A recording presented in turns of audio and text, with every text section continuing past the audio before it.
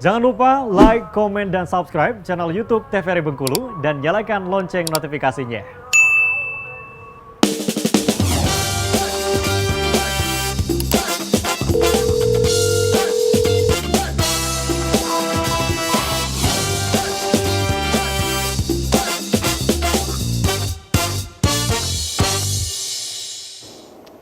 Ya pemirsa, Anda kembali menyaksikan Dokter Kito bersama Kito Sehat. Edisi hari ini yang membahas mengenai cedera kepala. Dan tentunya kita masih bersama dengan kedua narasumber kita, ada Dokter Putri dan juga Dokter Else. Nah di segmen sebelumnya kita tadi membahas berkenaan dengan cedera kepala yang ringan dokter ya, dengan diagnosa dan juga tata laksananya. Sekarang Dokter Putri akan melanjutkan penyampaiannya. Silakan dokter. Ya, tadi yang cedera kepala ringan ya, observasi, terus ada juga cedera kepala sedang sama cedera kepala berat. Tapi yang paling penting adalah 3 ini ya, airway, breathing, circulation yang tadi saya sebutkan.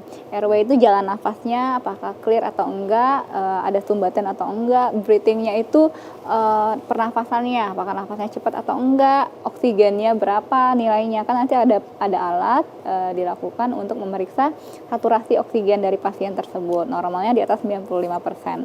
Tapi kalau kurang dari itu berarti perlu bantuan oksigen nih pasiennya begitu. Kemudian ada circulation itu aliran darah, jadi bisa kita pantau lewat tensi juga. Kalau memang kurang ataupun ya misalnya tekanan darahnya kurang ya dari normalnya 120/80, di bawah 100 berarti kita harus wanti-wanti, jangan-jangan pasiennya ada perdarahan nih, ada shock di dalam begitu. Akan ada pengobatan, bisa jadi diinfus nanti, dimasukkan obat-obatan untuk memicu kerja jantungnya supaya aliran darahnya tetap lancar sampai ke otak, sampai ke ujung kaki. Jadi pada intinya pasien dengan cedera kepala ringan sedang berat ini kita memastikan dulu jalur nafasnya lancar atau clear, pernafasannya bagus, saturasi oksigennya itu normal, masuk gitu oksigen ke dalam tubuhnya, kemudian sirkulasi ataupun aliran darahnya juga bagus. Nanti baru kita cek apakah ada luka yang perlu dijahit, terus mungkin apakah di bagian kaki atau tangan ada ya itu tadi ya luka-luka yang perlu dibersihkan, itu baru kita lakukan setelah memastikan ketiga hal tersebut tadi bagus. Makanya ketika ada pasien yang kecelakaan datang ke rumah sakit, banyak sekali tahapan yang harus dilakukan dan harus dilewati dokter ya, mengecek dan memastikan kondisinya dokter ya. Itu tadi ya kalau untuk penata laksanaan pada pada pasien dengan cedera kepala, dan pada intinya yang dilakukan adalah observasi, rawat jalan atau rawat inap. Ini dokter ya yang memutuskan apakah pasiennya hanya perlu dirawat jalan saja atau perlu nginap nih pasiennya gitu. Ya. Terus ini masuk ke dalam komplikasi. Komplikasi itu yang terjadi jika cedera kepala ini tidak tertata laksana dengan baik.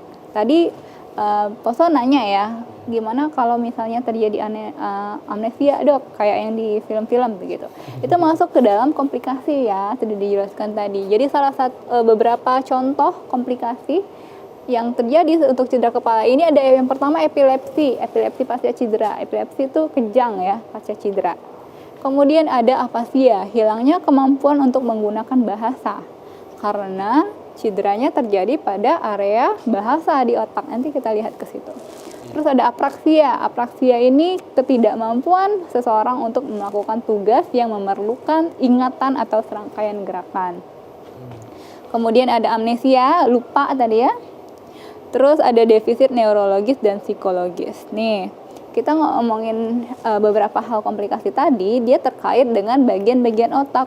Jadi otak kita itu sangat kompleks, setiap bagiannya ini punya fungsinya tersendiri. Ada yang bagian yang mengatur tentang ingatan, ya, memori, tadi ada juga yang mengatur tentang gerakan, bahasa. Ini ya.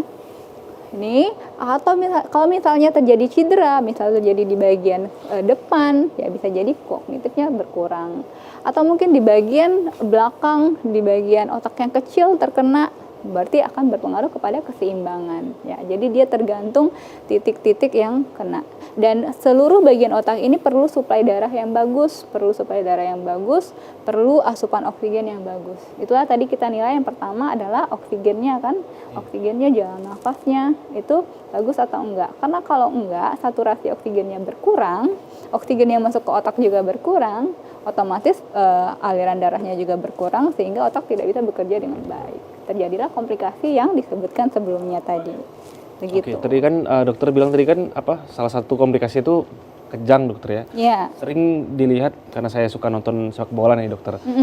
Atlet-atlet itu biasanya yang berbenturan kepala keras terus dia kejang-kejang. Tapi setelah itu dia normal-normal saja, kemudian bisa bahkan bisa melanjutkan pertandingan. Itu karena apa dokter? Padahal kan sudah kalau dari penjelasan tadi sudah masuk ke komplikasi yang harusnya ada sesuatu juga yang tertinggal dari benturan tadi dokter. Itu seperti apa dokter? Iya, kalau misalnya kejang atau epilepsi, kita nilai lagi ya kejangnya ini apakah ada riwayat sebelumnya kejang ataupun karena si trauma ini tadi. Umumnya kalau dia memang riwayat sebelumnya, riwayat penyakitnya ada kejang, memang setelah kejang dia setelah diberikan pengobatan anti kejang bisa balik seperti semula lagi. Tapi kalau misalnya dia karena trauma, karena cedera kepala, terus suplai darah otaknya di bagian otaknya itu terganggu, kemudian dia kejang, nah itu yang harus kita evaluasi lagi. Itu biasanya kita konsultasikan lagi ke dokter spesialisnya. Gimana nih pasiennya, begitu. Dan itu tadi ya, kalau misalnya kejang, kita nggak bisa langsung menilai kalau kejangnya ini karena cedera kepalanya ini. Harus dianamnesis lebih lanjut lagi, apakah sebelumnya memang pernah punya riwayat sakit sebelumnya. Sekalipun insidennya itu dilihat langsung bahwa ada benturan di kepala misalkan, tapi belum tentu ya dokter bahwa ada cedera. Iya, tetap kita harus tanya dulu. Siapa tahu benturannya itu, ya kita nggak tahu apakah benturan ringan, benturan sedang, benturan berat yang bisa langsung membuat pasien tersebut menjadi kejang, kan belum tentu. Siapa tahu ternyata dia dulu punya riwayat kejang waktu itu sebelumnya. Bisa jadi karena itu. Dan tentu saja kita juga akan lakukan pemeriksaan lebih lanjut lagi, kayak tadi kita periksa EEG, periksa CT scan, apakah memang pemicunya itu dari cedera kepalanya atau enggak. Oke, silakan dokter.